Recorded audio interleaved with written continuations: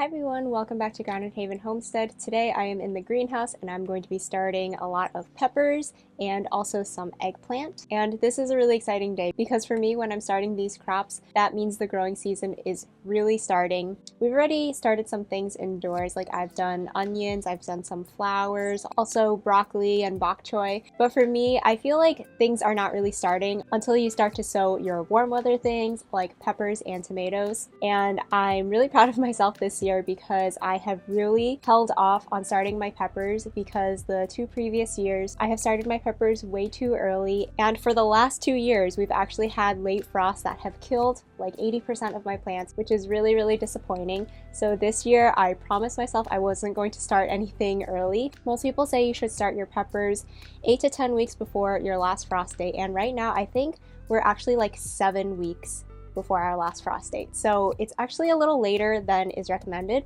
But what I've learned after a few years of growing peppers is that they really do want to be put out not like right after your last frost date. They want warm weather. So I'm planning to plant mine out this year, actually 2 or 3 weeks after our last frost date so that the weather is nice and warm. Okay, sorry, I have to put on my sunglasses. It's way too sunny out here. But I want to put them out when the warm weather really comes because even after your last frost date has passed, one, there's still a chance of a late frost, which is what happened to me, and now I've learned my lesson.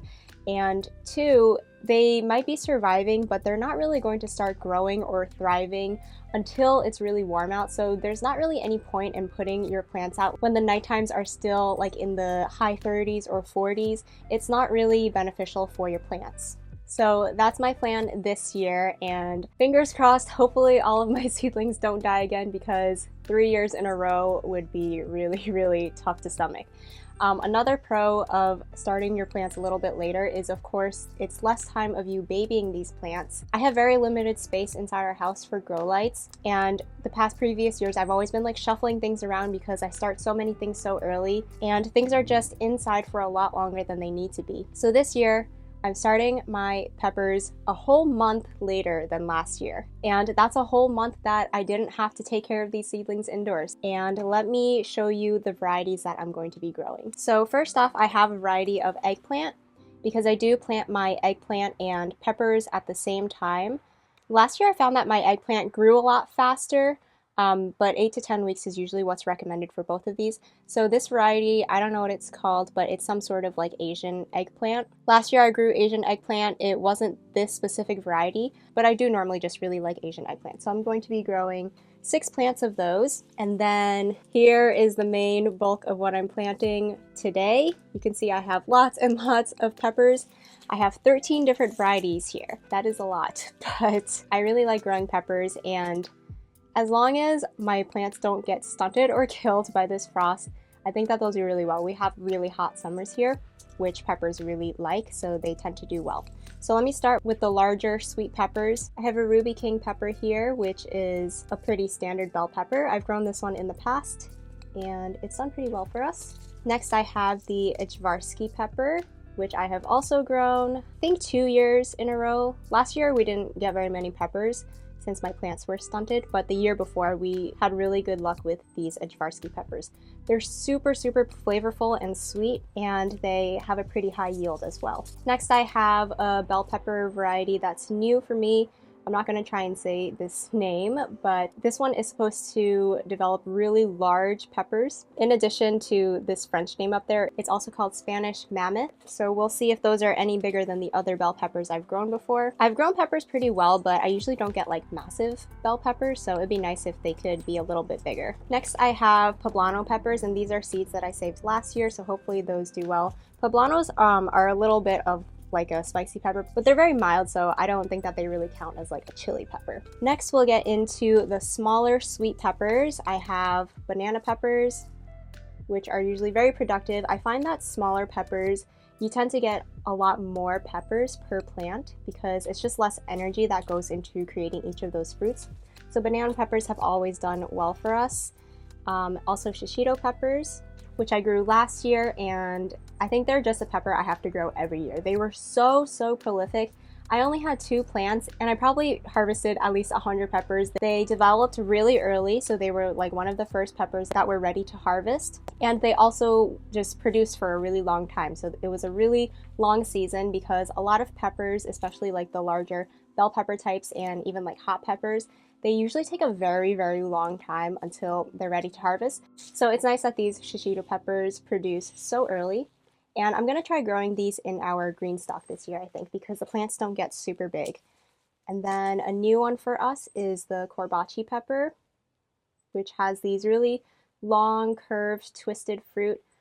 They're supposed to have a really rich flavor, good for frying or pickling. So those will be fun to try out. Then we have our hot peppers. We have jalapenos. And these ones I think I'm also going to try growing in our green stock. And then we have Korean hot peppers. I grew these last year and they were very, very productive. I like them both when they're green and when they're red. I dried a bunch of them. I also pickled some of them in soy sauce. They're pretty nice and spicy. I'd say they're like a medium heat. Then I have cayenne peppers. I've never grown cayenne peppers before, and I want to grow these and dehydrate them and try to make red pepper flakes or cayenne powder.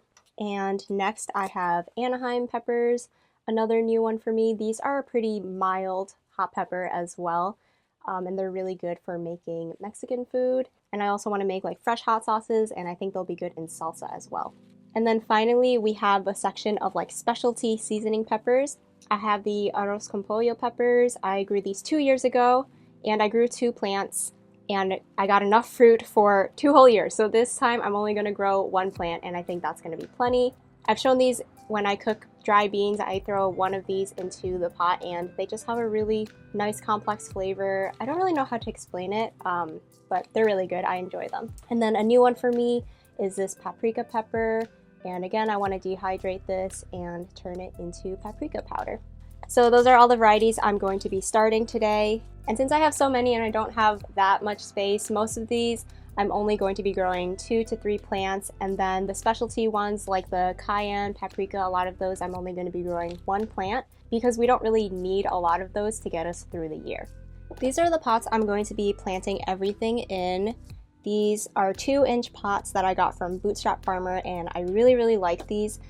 I think this is my 3rd year going into these, and they just look brand new. They are really nice, thick plastic, and they're easy to clean because they're so sturdy. They don't bend easily like flimsy disposable ones that you would normally get. So I'm really happy with these and I would recommend these. Peppers do grow pretty slowly, so they'll be like really tiny for a long time, but since I'm using these 2-inch pots, I'm not going to have to pot them up, I don't think, before it's ready to plant them outside. So that saves me an extra step as well. So I have 30 of these pots here, and now I just have to fill them with soil and then we'll get to planting. I'm using just regular potting mix here to fill up each of my pots. And I'm just going to fill it up like 90% of the way, and then we can top it off later after we put our seeds in.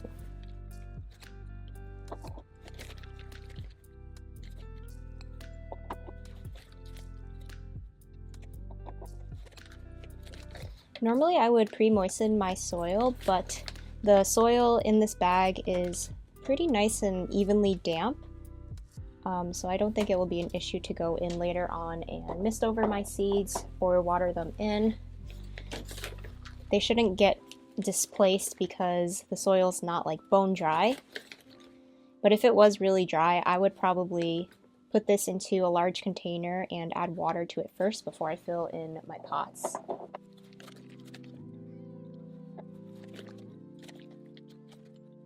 So I've got all my pots filled in here, and one thing I forgot to do is write all my tags. I like to do this before I fill pots usually so that my hands aren't dirty, but I forgot, so I had to go wash my hands. So I've got some tags here, and I'm going to be writing with a garden marker, which lasts really long. I actually found these tags that are from last year that I wrote with the garden marker. They were out all season, and you can still read them, so I'm actually going to just reuse these. And update with today's date. So you can see last year I planted my seeds on January 29th, which is way too early. So hopefully we have better luck this year doing these a little bit later. And I'm really trying to keep a better garden journal this year so that I can really record everything that I have success with and everything that I need to improve on. We're going into our 3rd year, I believe, at this house. So it's our 3rd year having like a pretty significantly sized garden. Before this, we were living in apartments and we would sometimes have balconies and we would do a little bit here and there, but nothing quite on the scale like we're doing here. So we're definitely still in the learning process. So I have my notebook here that I've planned out how many of each variety I want to start so that I can write a tag for each of these, and I can just go ahead and stick them in my pots right now so that I know I have the right number of pots and tags for each of them. And this is another thing I'm improving on. For varieties that I'm growing multiple pots of like this, I'm doing a tag for each pot. In the past, what I would do is I would try and like just group them in one row, and then maybe I would just do one tag for the row, and then I would tell myself I would stay organized and they weren't going to get mixed up, but they just always get mixed up. So learn from my mistakes. And if you have individual pots like this, make sure you do a tag for each one, because even if things don't get shuffled around during like the seed starting season, when you take these out of the tray to plant them out in the garden, everything's going to get separated, and it's just a lot easier to make sure everything is labeled properly. In trying to save myself the hassle of like using and writing more tags, it usually just ends up being way more of a headache later on. I'll just give you a quick look at my garden plan as well in case you're interested.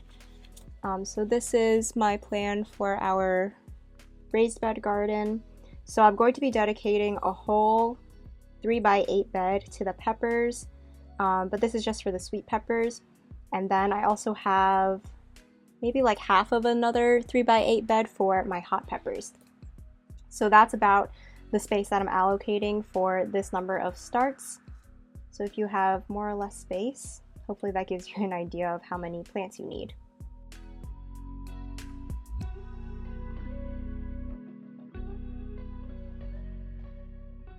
Now everything's all filled and labeled, and it's time for the fun part. We can put our seeds in. So I'm starting with the eggplant here.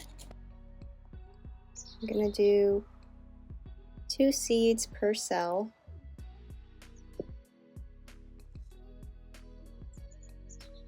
And since I only have one variety of eggplant, I'm doing 6 plants of those.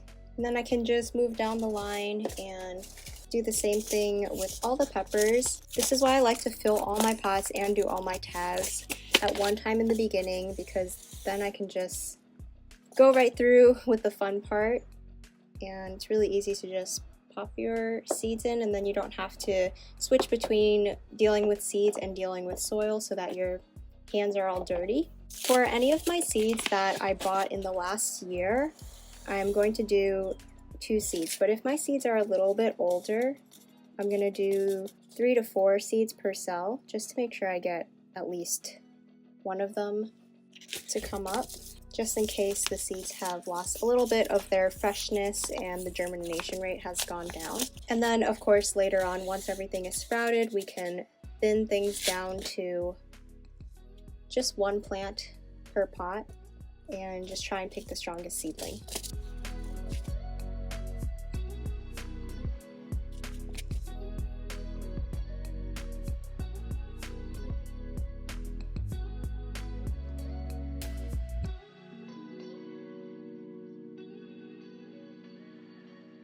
All my seeds are popped in now, and I actually ended up doing closer to like 3 or 4 seeds even for the ones that were fresher. I just figured there's no point being stingy on seeds because I'm only doing a few pots of each variety, so I have plenty of seeds to use, and this way I can always just pick the strongest plant that comes up. So here's what they look like. They're just on the surface right now, so I'm just going to cover them up with a little bit more soil. And pepper seeds are not very large, so you just have to cover them up a little bit.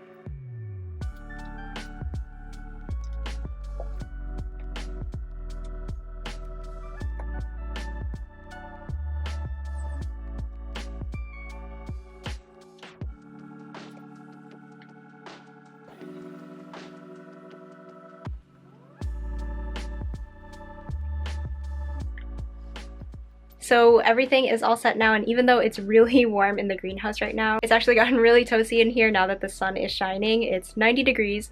But these are not going to live in the greenhouse because our nights are still definitely getting below freezing most of the time.